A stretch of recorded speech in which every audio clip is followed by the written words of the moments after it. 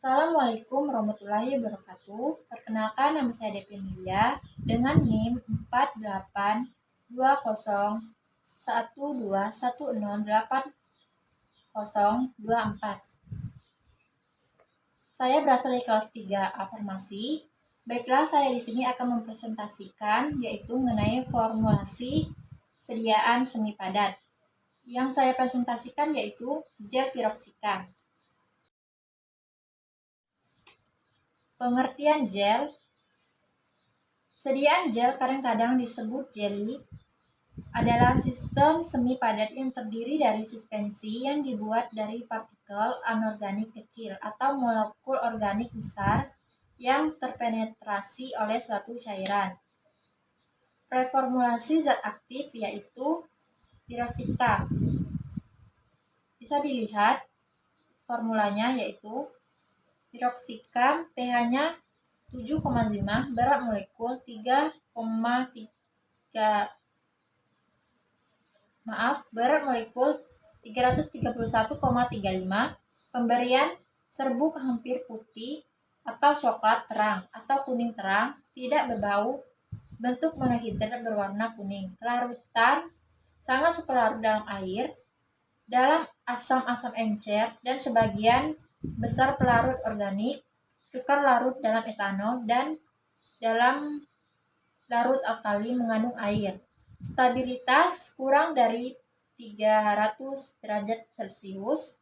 Dosis 0,5 sampai 1%. Khasiat analgetik, antipiretik, antiinflamasi. Indikasinya rasa nyeri, inflamasi, dan kekakuan pada rheumatoid, artritis, osteoartritis. Efek sampingnya gangguan kulit, sindrom nefrotik, dan nefritis interstisial. Penyimpanannya dalam wadah tertutup rapat dan tidak tembus cahaya. Reformulasi zat aktif piroksikan.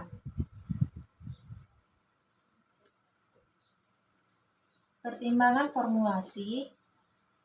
Prinsip pelarutan piroksikan adalah stabilitas yang sangat baik pada pH 7,5 dengan pKa 6,3. Faktor yang mempengaruhi laju degradasi antara pH dasar, suhu, media reaksi, dan adanya bahan tambahan seperti surfaktan. Bentuk sediaan terpilih adalah gel karena gel mempunyai kadar air yang tinggi sehingga dapat mengurangi kondisi panas dan tegang yang sifatnya setempat dan timbulnya kulit meradang. Gel diaplikasikan langsung pada kulit yang mengalami gangguan dan setelah kering meninggalkan lapisan tipis tembus pandang. Elastis dengan daya yang lengket tinggi yang tidak menyumbat pori sehingga tidak mempengaruhi pernapasan kulit. Pelepasan obat pada sediaan gel sangat bagus. Bahan obat yang dilepaskan dalam waktu yang singkat dan hampir sempurna. Sediaan bentuk gel lebih banyak digunakan karena rasa dingin di kulit, mudah mengering, membentuk lapisan sehingga mudah dicuci dengan air. Pembuatan ini dilakukan optimasi kombinasi karbopol dan propilen glikol dengan menggunakan metode desain faktorial. Karbopol dipilih karena memiliki bersifat hidrofil sehingga mudah terdispersi dalam air, memiliki viskositas yang tinggi pada organoleptis yang baik. Preparasi yang lebih mudah, tidak lengket, memiliki stabilitas fisik baik, dan memiliki laju pelepasan yang baik. Propilen glikol dipilih karena merupakan salah satu biosolvent yang telah banyak digunakan dalam berbagai formulasi sediaan. Selain sebagai kosolvent, propilen glikol juga berperan sebagai penetration enhancer yang poten pada sediaan transdermal dengan tingkat iritasi. Farmakologi piroksikan.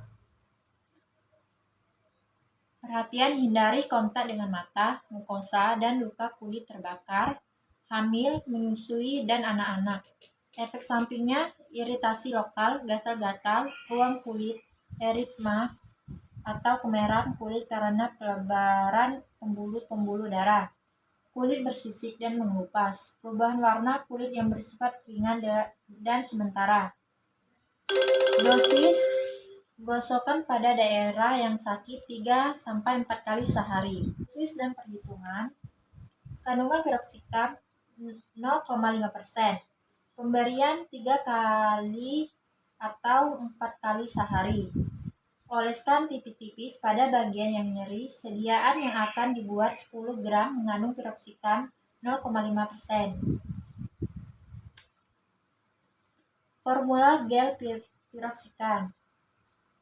Formulanya yaitu yang pertama piroxicam dengan jumlah 0,5146%, TEA 1,457%, propilen glikol dengan 5%, karbopol dengan 0,82%, alkohol 95% dengan jumlah 44,36%, nipagin 0,15%, nipasol 0,075%, dan aquades 47,592%. Sediaan gel. Bentuk gel warna kuning, pH 4,5 sampai 6,8. Kemasan tub. Kadar sediaan 0,5%. Viskositas sediaan tentang gel 2000 sampai 4000 CPS. Tetapi pada sediaan 0,5% yaitu yang diinginkan 50 sampai 300 MPAS yang diinginkan.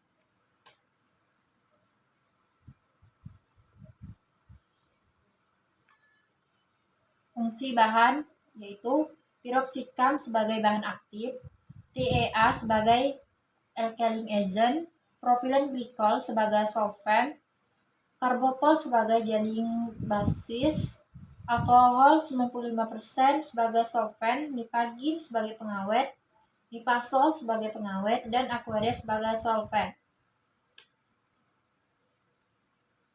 Preformulasi eksipien. Bisa dilihat ada di layar yaitu TAE, yang kedua propilen glikol, yang ketiga karbopol, yang keempat alkohol 95%, yang kelima nipagin, yang keenam nipasol,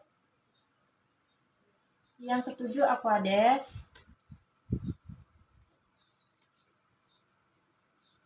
Bisa dilihat di layar penimbangan bahan dan cara prosedurnya. Yang pertama, pembuatan skala kecil 20 gram.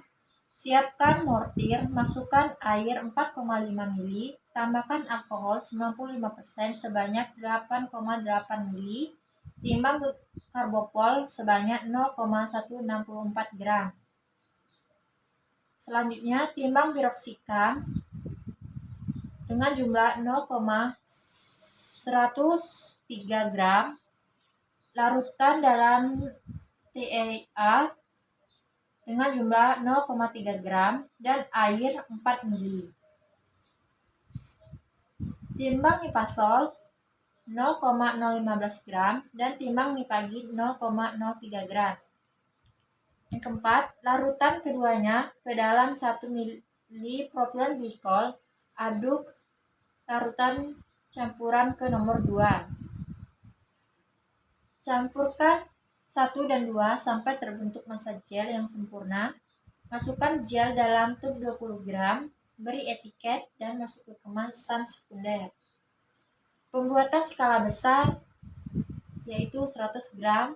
Yang pertama, siapkan mortir, masukkan air 22,6 ml, Tambahkan alkohol 95% sebanyak 44,36 ml.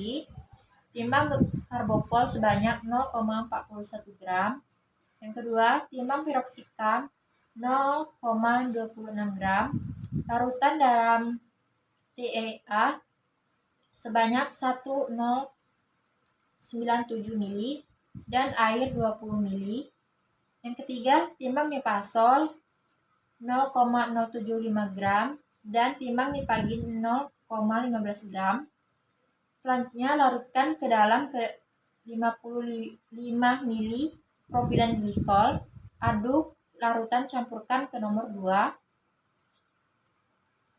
Campurkan larutan 1 dan 2 sampai terbentuk massa gel yang sempurna. Masukkan gel dalam tub 100 gram, beri etiket dan masukkan ke kemasan metode pembuatan sediaan gel piroksikam. Dalam pembuatan gel piroksikam adalah menimbang bahan-bahan yang diperlukan, yaitu piroksikam, karbopol, nipagin, nipasol, alkohol 95%, propilen glikol, dan aquades. Kemudian masukkan sebagian air dan alkohol ke dalam mortir, lalu taburkan karbopol merata di atas permukaan air. Tutup permukaan mortir karena mengandung alkohol mudah menguap. Biarkan hingga mengembang. Setelah karbopol mengembang, lalu gerus karbopol sampai terbentuk gel, tidak terdapat gelembung udaranya. Sedangkan pada cawan porselen, masukkan bahan-bahan lain seperti piroksikam, TEA, aquades, lalu panaskan pada pemanasan lemah, yaitu 60 derajat Celcius. Setelah itu, masukkan campuran nipagin dan nipasol yang telah dilakukan dengan propilen glikol sebelumnya. Aduk hingga homogen, lalu campuran tersebut masukkan ke dalam gel karbopol perlahan-lahan sambil terus diaduk. Gerus campuran tersebut hingga bening kuning. Evaluasi sediaan gel piroksikam dilakukan beberapa uji pada sediaan gel yang telah dibuat. Di antaranya, yang pertama, pengamatan organoleptis. Uji ini dilakukan dengan cara mengamati sediaan gel secara visual, meliputi bentuk, warna, dan bau. Sediaan berwarna kuning bening, tidak berbau, dan berbentuk gel yang homogen. Yang kedua, pengujian pH. Uji pH dilakukan dengan pH meter digital. Timbang 1 gram gel dilarutkan dalam 10 ml aquades bebas CO2. Pengukuran pH sebanyak 3 replikasi dan hitung nilai rata-ratanya. Yang ketiga, pengujian viskositas. Timbang 50 gram gel piroksikam, masukkan ke dalam beaker gelas. Uji dengan alat viskositas. Alat dihidupkan dengan menekan tombol power yang telah dicelupkan dalam sediaan akan berputar. Jarum indikator viskositas bergerak ke kanan. Rentang viskositas yang baik yaitu 2000 sampai 4000 CPS. Viskositas yang diinginkan yaitu sebesar 50 sampai 300 dPas. Pengujian daya sebar yaitu sebanyak 1 gram gel diletakkan pada pusat gelas kaca bulat. Ditambahkan beban seberat 5 gram pada bagian atas lempeng selama 1 menit. Kemudian diamati diameter sebaran sampel. Pengamatan dilakukan terus-menerus hingga didapatkan diameter yang konstan. Untuk melihat pengaruh beban terhadap perubahan diameter sebar gel. Diameter daya sebar yang diinginkan yaitu 3-7 cm. Yang kelima yaitu uji penetapan kadar dan keseragaman kandungan. Uji ini menggunakan spektrometri pada panjang gelombang 350 Nk. Uji bertujuan untuk mengetahui kebenaran kadar yang tercantum pada kemasan kadar sebenarnya. Yang keenam yaitu uji iritasi. Uji iritasi kulit dengan sesuai pedoman setelah mendapatkan persetujuan pada relawan manusia. Yang ketujuh yaitu uji daya lengket. Uji yang dilakukan secara visual dengan melihat apakah sediaan dapat melekat sempurna apa tidak objek yang ketika diaplikasikan pada kulit. Syarat uji daya lekat pada sediaan semi padat yaitu lebih dari 10 detik. Uji homogenitas untuk mengetahui bahan aktif dan bahan tambahan lainnya dalam sediaan. Sejumlah sampel sediaan dioleskan pada lempeng kaca sampai merata dan amati secara visual homogenitas semua bahan tercampur merata dalam sediaan. Baiklah, itulah presentasi yang dapat saya lakukan. Kalau ada kata-kata yang tidak dimengerti, saya mohon maaf.